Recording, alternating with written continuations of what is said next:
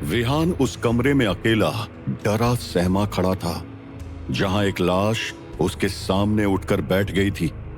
विहान समझ नहीं पा रहा था कि क्या करे। उसने उठकर भागने की कोशिश की, लेकिन उस लाश की हथेली बिजली की तरह उठी और उसकी कलाई को कसकर जकड़ लिया, इतनी मजबूती से जितनी किसी लाश से उम्मीद भी नहीं की जा सकती थी। विहान घबरा गया। वो चीखना चाहता था, लेकिन उसके मुंह से आवाज ही नहीं निकली। वो खुद को छुड़ाने की कोशिश कर रहा था, लेकिन पकड़ बहुत मजबूत थी। वो बड़बड़ाया, कोई मुझे बचाओ। लेकिन वहां विहान को बचाने वाला कोई नहीं था। जैसे उस लाश ने धीरे धीरे अपना सिर घुमाकर विहान की तरफ किया, उसकी बर्फ जैसी नीली आंखों ने जैसे विहान की आत्मा को चीर दिया। वो सोच भी नहीं पा रहा था कि अब क्या करे। उसके दिमाग में बस एक ही ख्याल आया, रिवॉल्वर निकालकर उस लाश को शूट कर दे। लेकिन तभी लाश के होंठ हिलने लगे और एक बेहद डरावनी मरी हुई सी आवाज निकली, हिमालय, हिमालय। विहान ने खुद को पीछे खींचने की कोशिश की, लेकिन तभी उसे कुछ याद आया, मेरे सामने तो ये शब्द पहले भी आए कई बार। पिछले कुछ दिनों से हिमालय की पर्वत श्रृंखलाओं का जिक्र किसी न किसी रूप में बार बार उसके सामने आ रहा था। विहान की डायरी में इन पहाड़ों का जिक्र, गिरीश का वही इन्वेस्टमेंट प्लान, तपन का वहां से होना, इतनी सारी अजीब बातें एक साथ।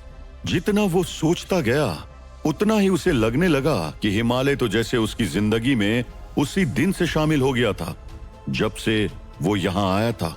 वो बड़बड़ाया, इन पहाड़ों में कोई बहुत ही डरावनी चीज चल रही है। लेकिन उससे भी ज्यादा डरावनी थी ये लाश, जो अब भी जिंदा थी और उसकी पकड़ और कसती जा रही थी। अब तो लाश के नाखून विहान की स्किन में घुस चुके थे। विहान के मुंह से फिर एक डरी हुई आवाज निकली, छोड़ दो, छोड़ दो। डर के मारे विहान ने पूरी ताकत से अपने हाथ को खींचा, लेकिन लाश ने उसे ऐसे पकड़ा था जैसे वो उसे वापस किसी और दुनिया में खींच ले जाना चाहती हो। विहान ने जोर लगाया, इतना कि वो खुद पीछे गिर पड़ा और लाश भी उसके साथ नीचे खिंचाई। विहान कहरा उठा जब उसकी पीठ जमीन से जोर से टकराई। लाश अब भी उसकी कलाई पकड़े हुए थी और सीधा उसके ऊपर आ गिरी थी। अब तो विहान की आंखें उन नीली आंखों के आमने सामने थी। हिमालय। फिर से वही आवाज आई और अचानक लाश की पकड़ ढीली पड़ी, लेकिन अब भी वो विहान के ऊपर पड़ा था। विहान ने पूरी ताकत से उसे खुद से दूर धकेला और जैसे तैसे पीछे की ओर खिसकता चला गया।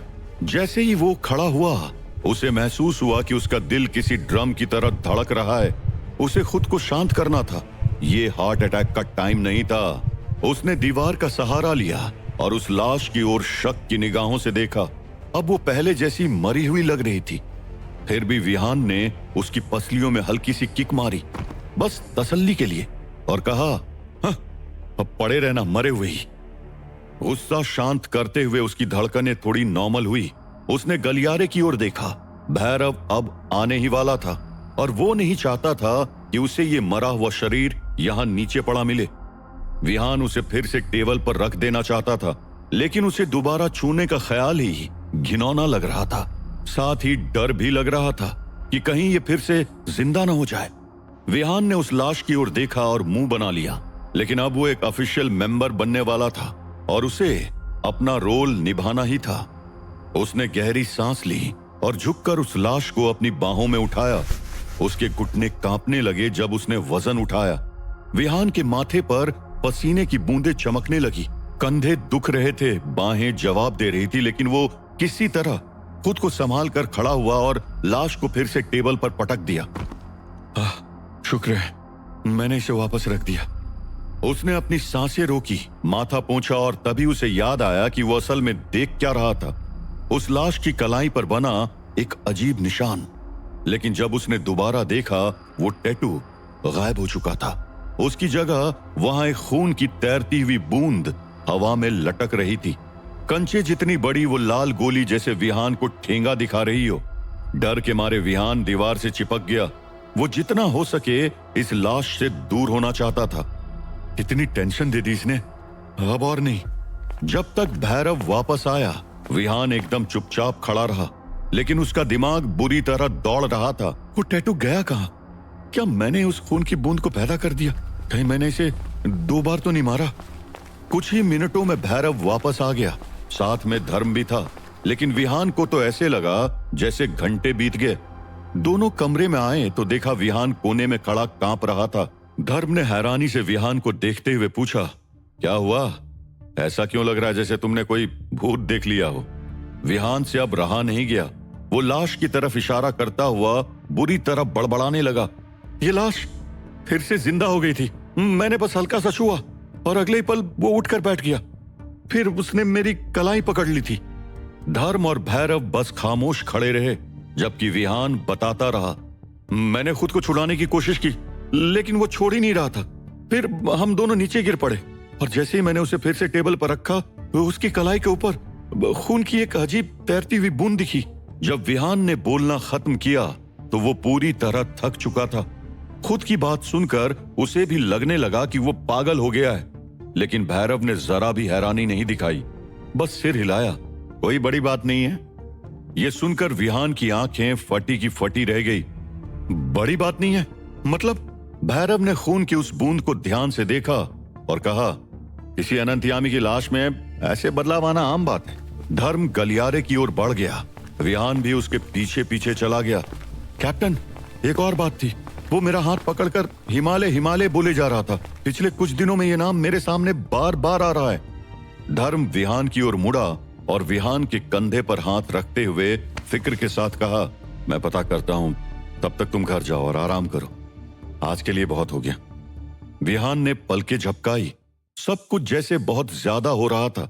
उसके मन में एक और सवाल था, कैप्टन, हम ये सब कालवेद के लिए कर रहे हैं ना? उस कालवेद को नष्ट करना क्या इतना जरूरी है? और वो कालवेद मेरे हाथों से होकर ही उस तक जाएगा ना? तो अगर मैंने कालवेद को नहीं ढूंढा तो मंदार भी कभी उस तक नहीं पहुंच पाएगा।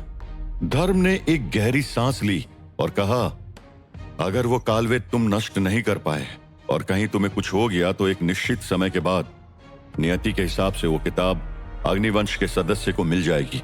और मंदार ऋषि योगेंद्र का बेटा है और अग्निवंश परिवार का सदस्य। और अगर वो किताब उसके हाथ लग गई तो उसका परिणाम तुम जानते ही हो। धर्म का जवाब सुनकर विहान सोच में पड़ गया। धर्म ने विहान को उसकी सोच से वापस लाते हुए कहा, तुम भी जाकर आराम करो, सुबह बात करेंगे। विहान ने सिर हिलाते हुए पूछा, बाकी लोग कैसे हैं? सब ठीक हैं? धर्म ने हां में जवाब देते हुए कहा, हाँ सब ठीक है, अभी आराम कर रहे हैं। धर्म वहां से चला गया। विहान भी सीढ़ियों की ओर मुड़ा और धीरे धीरे जागते रहो सिक्योरिटी कंपनी से बाहर निकल गया।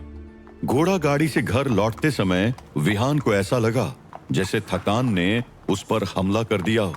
इस वक्त विहान को किसी टैटू, लाश, खून की तैरती बूंद, कालवेद या मंदार के बारे में नहीं सोचना था।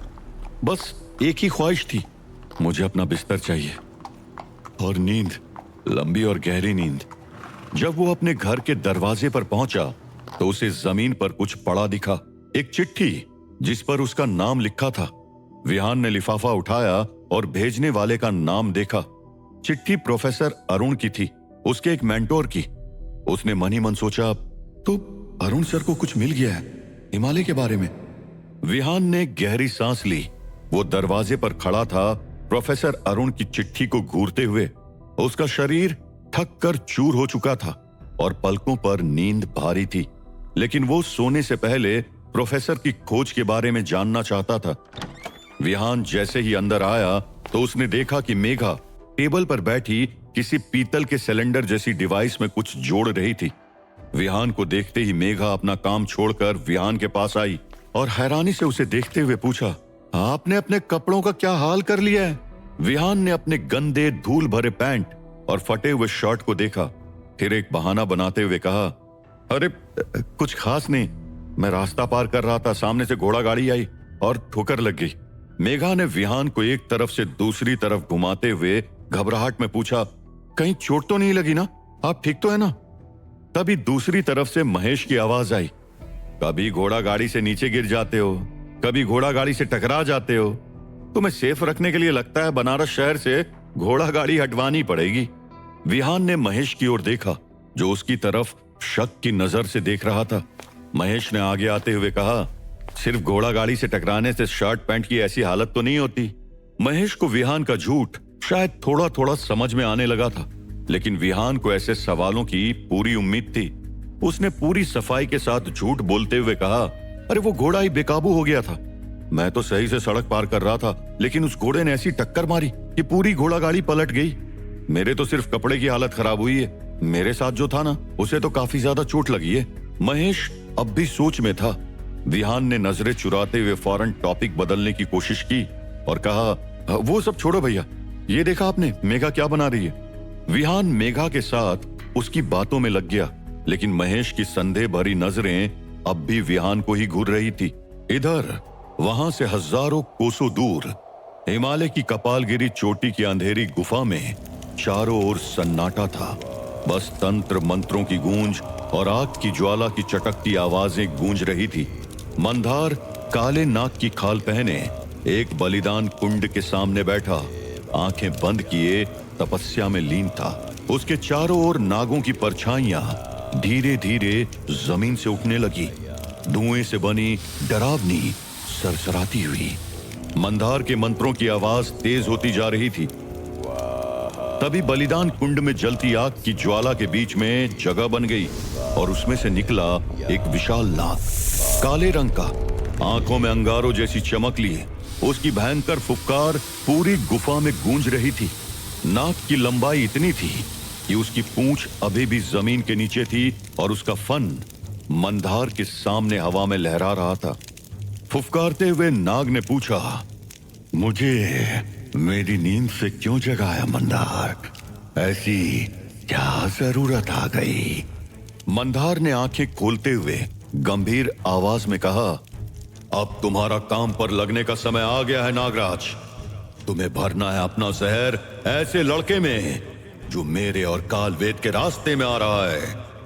काले नाग ने फिर जोर से फुफकारा और कहा, एक मामूली से लड़के को मारने के लिए मुझे जगाया? मंदार ने गंभीर आवाज में कहा, मैं अपना समय उस लड़के में और नहीं गंवाना चाहता हूं। ये लड़का मेरे रास्ते से हटेगा तब मैं कालवेद को पाने पर ध्यान लगा पाऊंगा। इस लड़के को मारना तुम्हारा और मेरा धर्म है। काले नाग ने फन उठाते हुए कहा, तो फिर ठीक है, मेरा जहर उसकी रगों में दौड़ेगा और उसका अंत मेरे फन के नीचे होगा।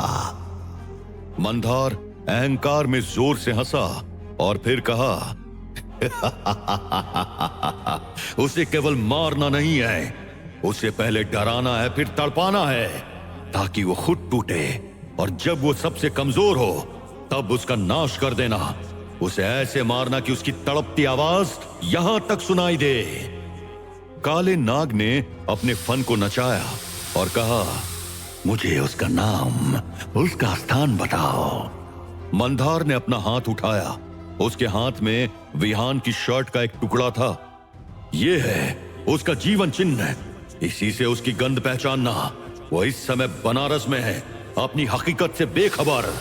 कालनाग फिर से फुफकारा, तो फिर उसका अंतिम काल आरंभ होता है। ये कहते हुए नाग जोर से फुफकारा और गुफा से बाहर निकल गया। जैसे ही काला नाग गुफा से निकला, उस रास्ते के सारे पत्थर ऐसे झड़ते गए जैसे उस नाग का विष सिर्फ इंसानों को नहीं, पत्थरों को भी डस सकता था। मंदार ने अपनी आंखें बंद की और उसके चेहरे पर एक संतोष की मुस्कान फैल गई। वो धीरे से बुदबुदाया, अब देखता हूं विहान, तुझे तेरा भाग्य कैसे निकलता है। क्या वो काला नाग विहान की जान ले पाएगा? क्या विहान अगले सीक्वेंस में जा पाएगा? क्या विहान मंदार को कालवेद लेने से रोक पाएगा? जानने के लिए सुनिए इस रोमांचक कहानी का अगला एपिसोड सिर्फ और सिर्फ पॉकेट एफएम पर।